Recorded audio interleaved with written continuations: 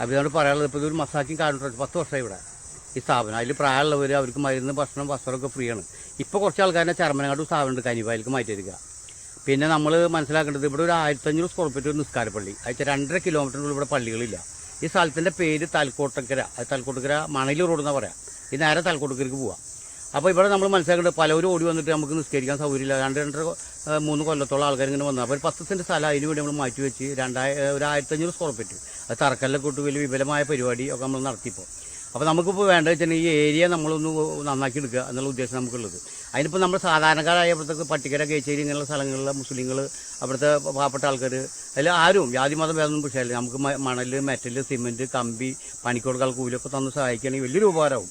അപ്പോൾ അത് അബീബനെ വന്നിട്ട് നമ്മൾ കണ്ടിട്ട് സംസാരിക്കാനുള്ള കാരണം എന്താ വെച്ചാൽ കൃത്യമായിട്ട് നമുക്ക് ഈ ഭാഗത്തൊന്ന് വൃത്തിയാക്കി എടുക്കണം. ഇപ്പോൾ നമുക്കറിയാലോ കാലഘട്ടം, brown sugar, hair oil, NDM അങ്ങനെയുള്ള വിഷയങ്ങളൊക്കെ ഉണ്ട്. അപ്പോൾ അവിടെ ഒന്ന് നന്നാക്കാൻ കൂടിയിട്ട് മാത്രമാണ്. അപ്പോൾ അതുകൊണ്ട് നമ്മളൊന്ന് സഹകരിച്ചിട്ട് അത് മുന്നോട്ട് കൊണ്ടുപോകണം. അത് വൃത്തിയാക്കിയിട്ട് നമ്മൾ ഈ കാര്യങ്ങൾ ചെയ്യുന്നുണ്ട്. എല്ലാ കാര്യങ്ങളും ഞങ്ങൾ കമ്മിറ്റി ഭാരവാഹികളും യോഗം കൂടി തറക്കല്ലിട്ടുകളെ ഭംഗിയാക്കിയിട്ടുണ്ട്. അപ്പോൾ ട്രസ്റ്റ് ഇവിടെ ഉണ്ട്. അതിൻ്റെ മുന്നിലാണ് ഇപ്പോൾ ഈ പള്ളി.